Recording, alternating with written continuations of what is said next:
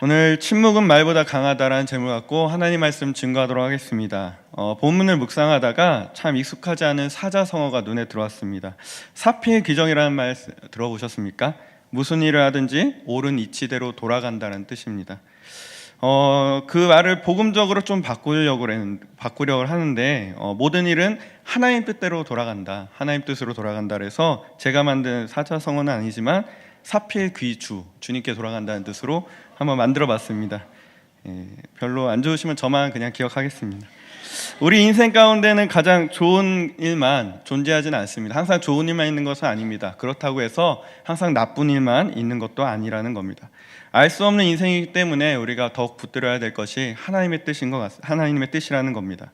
우리 인생의 많은 일들 중에서 억울한 일 당할 때 있으시죠? 그리고 누명당하는 일들은 한 번쯤 겪게 될 수 있습니다. 그 이상 경험하게 되는데 사람이 누명을 쓰게 되면은 많은 사람들부터 공격당하게 되어 있습니다. 관계없던 사람들까지 자신을 공격하는 모습을 보게 됩니다. 그게 누명 쓰인 사람의 억울함을 호소한다는 겁니다. 우리 인생의 귀중한 시간을 허비하는 모습도 우리가 보게 됩니다. 어느 한 마을의 파출소장에 9살 된 딸을 성폭행한 후 살해했다는 누명을 쓰고요 15년 동안 억울한 옥살이를 했던 한 사람이 있었습니다. 우리 이 내용은 7번 방의 선물이라는 영화 아시죠? 유명한 영화인데 이 영화로 만들어졌습니다. 이 주인공인 정원섭 씨는요 출소 후에 자신의 무죄를 입증하려고 많은 노력을 했습니다. 그리고 사건 발생한 지 40년 만에 무죄가 판명이 됐었죠. 자신의 억울한 누명으로 하여금 인생의 모든 시간을 허비했습니다. 그렇죠? 이렇게 억울함, 누명 같은 것 한 인생을 날려버릴 만한 어려움을 주기도 합니다. 이러한 환난 가운데 우리 믿음의 성도라면은 과연 이 어려움과 우리 누명 같은 일들, 정말 어려움 속에서 어떻게 해야 하는지 오늘 예수님의 모습을 통해서 우리가 살펴보려고 합니다. 첫째로는 침묵하셨다라는 겁니다. 본문 7절 말씀입니다. 오늘 본문 7절은요 사도행전에서 다른 내용이지만 빌립이 에디오피아 내시를 전도할 때 사용되었던 본문이기도 합니다. 7절입니다. 그가 곤욕을 당하여 괴로울 때에도 그 입을 열지 아니하였으며 마치 도수장으로 끌려가는 어린 양과 털 깎는 자 앞에서 잠잠한 양같이 그의 입을 열지 아니하였도다. 입을 열지 않았다는 표현이 2번이나 나오죠. 예수님께서 고난을 당하실 때 말씀이 없으셨다라는 거예요. 억울한 사람들의 특징이 무엇입니까? 자신의 진실을 알리길 원합니다. 누군가 나의 사실을 알아주길 원한다라는 거예요. 누군가 나를 알아주길 원할 때에는 자꾸만 소리가 높아집니다. 그러나 예수님께서는 그런 억울함, 누명 쓰셨음에도 불구하고 아무 말 없으셨습니다. 오늘 죄 없으신 예수님께서 오늘 죄인이란 누명 쓰시고 또 십자가에 달려 죽으실 때까지 예수님이 거기에 대해서 아무 말씀 없으셨다라는 겁니다. 우리 자신의 억울함을 호소하지 않았습니다. 누군가 나를 알아주길 원하지도 않으셨다라는 겁니다. 예수님은 침묵하셨다라는 겁니다. 오늘 예수님의 침묵이 주는 의미를요 제가 주석에 찾아보니까 박윤서 목사님이 쓴 주석에 보니까요 예수님이 감당하고 계신 3가지 직분, 우리 세례받을 때 교육하는 가운데 나오는 것 중에 하나이지만 예수님께서 이 땅에 오셔서 3가지 감당하시는 직분을 신학 용어로 무엇이라고 하면은 삼중직이라고 합니다. 어떤 것이냐면 선지자, 또 왕의 직분, 그리고 제사장 직분을 감당하고 계신데 이 삼중직을 통한 침묵에 대해서 설명해 준 바가 있는데 한번 살펴보려고 합니다. 첫째로는요 선지자로서의 예수님의 침묵이라는 겁니다. 예수님께서는 선지자로서 이미 승리하실 것을 내다보시고 침묵하셨습니다. 우리 히브리서 12장 2절 말씀 보니까요 믿음의 주여 또 온전하게 하시는 이인 예수를 바라보자. 저는 그 앞에 있는 즐거움을 위하여 십자가를 참으사 부끄러움을 개의치 아니하시더니 하나님 보좌 우편에 앉으셨느니라. 그 앞에 있는 즐거움이 있다고 표현됩니다. 말씀하고 계시죠? 무엇입니까? 바로 십자가 이후에 부활이라는 승리가 있기 때문에 십자가를 참으시고 그가 당한 모든 수치와 부끄러움조차도 신경 쓰지 아니하셨습니다. 오늘 하나님과 함께라는 결과를 이미 예수님께서는 알고 계셨습니다.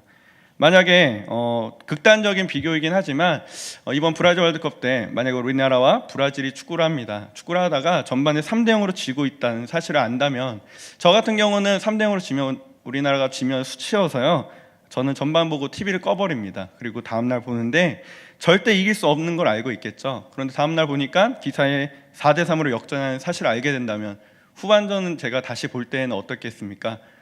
승리의 기쁨을 갖고 보겠죠. 질 수 없다라는 절대적인 믿음을 갖고 관람할 것이라는 겁니다. 좀 와닿지 않으신가요? 좀 더 쉽게 설명드릴게요. 쉽게 설명드리면은 혹시 지난밤에 어떤 분이 와서 조상이 나와서 꿈에 조상이 나와서 숫자 6개를 말씀하고 가셨습니다. 예, 웃고 있는 이유를 다 알고 있어요. 좀 소박하시죠, 여러분들? 예. 월요일에 꿈 꿨다면요, 분명히 토요일까지 기다릴 때에 뭔가를 기대하고 기쁨 가운데 기다릴 수 있지 않습니까? 예, 미래가 결정된 상황에서는요, 어떠한 어려움이 있다 할지라도 그것을 기쁨으로 감당할 수 있습니다. 기쁨이 있다면 어떤 일이든 감당할 수 있다는 겁니다. 오늘 미래 결과를 이미 알고 있는 사람은요, 어떠한 환난과 어려움이 그 사이에 있다 할지라도 그 승리를 갖고 계속 일을 할 수 있습니다. 사도 바울 역시 같은 고백을 하고 있습니다. 베드로전서 4장 13절 말씀에 오직 너희가 그리스도의 고난에 참여하는 것으로 즐거워하라. 이는 그의 영광을 나타내실 때에 너희로 즐거워하고 기뻐하게 하려 함이라. 오늘 예수님께서는 선지자의 직분 감당하시면서 침묵하셨습니다. 이미 승리하실 것을 아시고 침묵하시며 이것을 감당하셨습니다. 두 번째로서는 왕으로서의 침묵입니다. 예수님이 이 땅에 왕으로 오셨습니다. 요한복음 18장에는요, 빌라도가 예수님과 대면하여 신문할 때의 대화가 나옵니다. 37절 말씀입니다. 18장 37절에 빌라도가 가로되 그러면 내가 왕이 아니냐? 예수께서 대답하시되 내 말과 같이 내가 왕이라. 내가 이를 위하여 났으며 이를 위하여 세상에 왔으니 곧 진리에 대하여 증거하려 함이로다. 무릇 진리에 속한 자는 내 소리를 듣느니라 하신대. 이미 승리의 깃발을 예수님께서 들고 계십니다. 왕으로서의 승리의 깃발을 갖고 계십니다. 굳이 말로 싸우지 않아도요, 이미 이길 수 있습니다. 전쟁의 싸움은 군사들이 하지만요, 그 승리의 영광은 누가 취합니까? 왕이 취하게 되어 있다는 겁니다. 오늘 승리의 영광을 이미 손에 쥐고 계신 예수님께서 침묵하신 이유가 거기 있습니다. 천박하게 말싸움하지 않았다라는 겁니다. 왕은 대부분 이미지가 어떻습니까? 과묵합니다. 그래서 별로 이야기 많이 하지 않습니다. 왕과 관련된 사극 드라마 많이 보시죠? 되게 목소리 굵직한 사람이 주인공을 맡습니다. 그래서 그런지 몰라도 최수종이 왕을 다 해먹잖아요, 그렇죠? 모든 사극을 봐도 주인공이 최수종이었던 것 같아요. 반면에 말 많은 사람들, 힘이 없는 사람들, 힘이 없어 보이는 사람들, 대표적으로 악한 사람들은 대부분 어떻습니까? 말이 많아요. 영화를 봐도요, 악당들 꼭 죽을 때 주인공을 죽일 수 있는 순간에도 참 말을 많이 하더라고요. 그러다가 역전되는 상황들 보게 됩니다. 최근에 본 명량에서도 일본 적장이요, 이순신을 향해서 칼을 들고 막 슬로우 모션으로 달려갑니다. 그러다가 이순신 하다가 활을 한 20번을 맞는 걸 제가 맞은 다음에 그 다음에 목 베어 죽는 것을 보게 되었습니다. 혹시 명량 안 보신 분들한테 죄송하지만 말을 많이 하면요, 자기가 아무리 유리한다 할지라도 나중에는 싸움을 하다가 말싸움에서 지게 된다는 겁니다.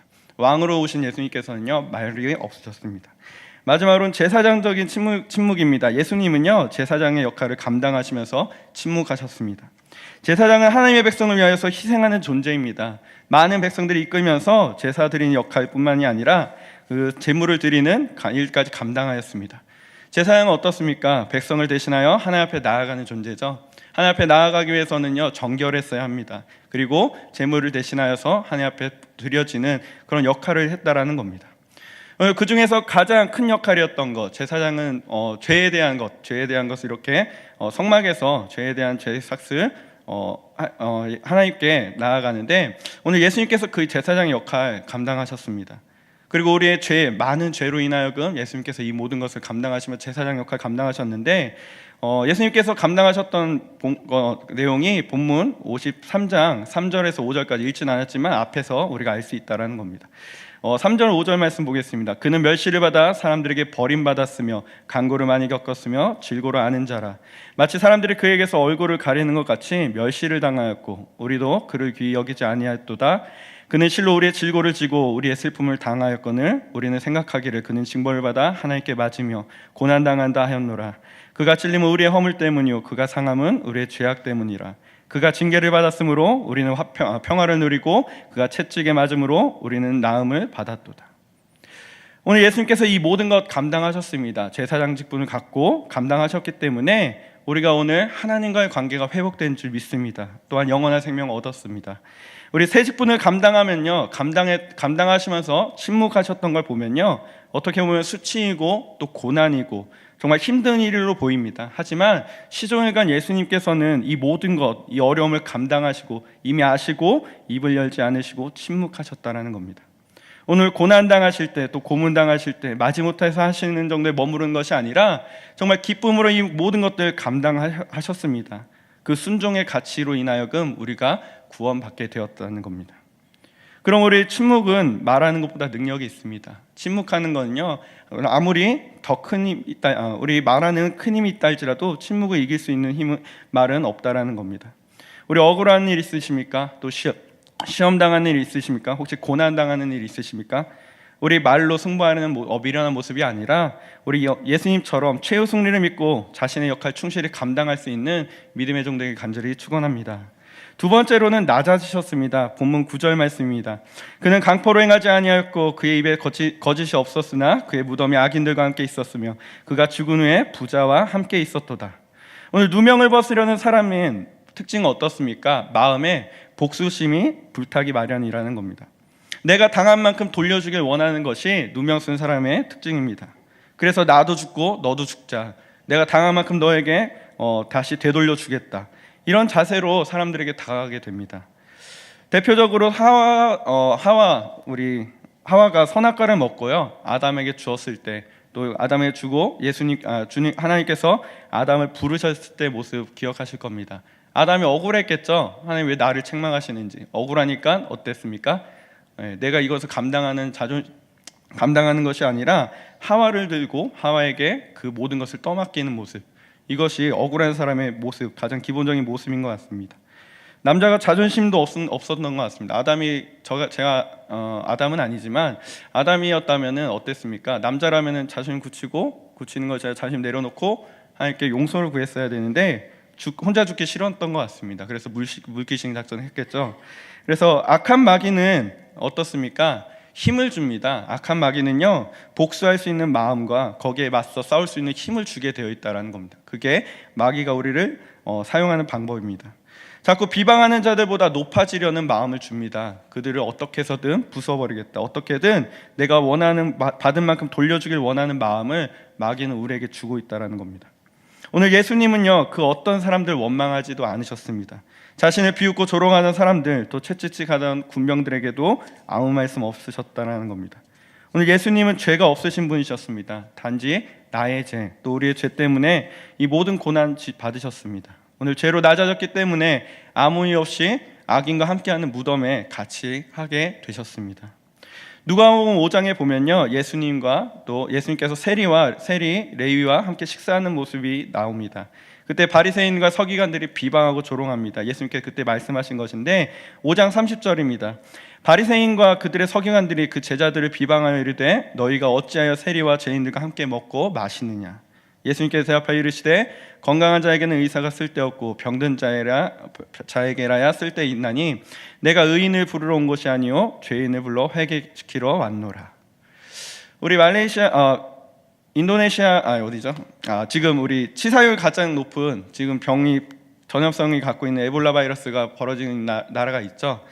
우리 다들 알고 계실 겁니다. 많은 사람들이 죽어가고 있고 또 그거에서 많은 일들이 일어나고 있는데 현지에서 환자를 치료하던 우마르 칸이라는 39살의 의사가 있었습니다. 이 사람의 살아있었을 때 인터뷰했던 내용 중에 하나인데, 나도 내 목숨이 걱정된다, 내 삶을 소중하게 여기니까 아무리 보호복을 입어도 감염될 가능성이 높다는 것을 알고 있다라는 이야기를 했습니다. 그럼에도 불구하고 환자를 치료하던 중에 전염되어서 본인의 생명이 전염되어서 죽게 되었던 기사를 보게 되었습니다.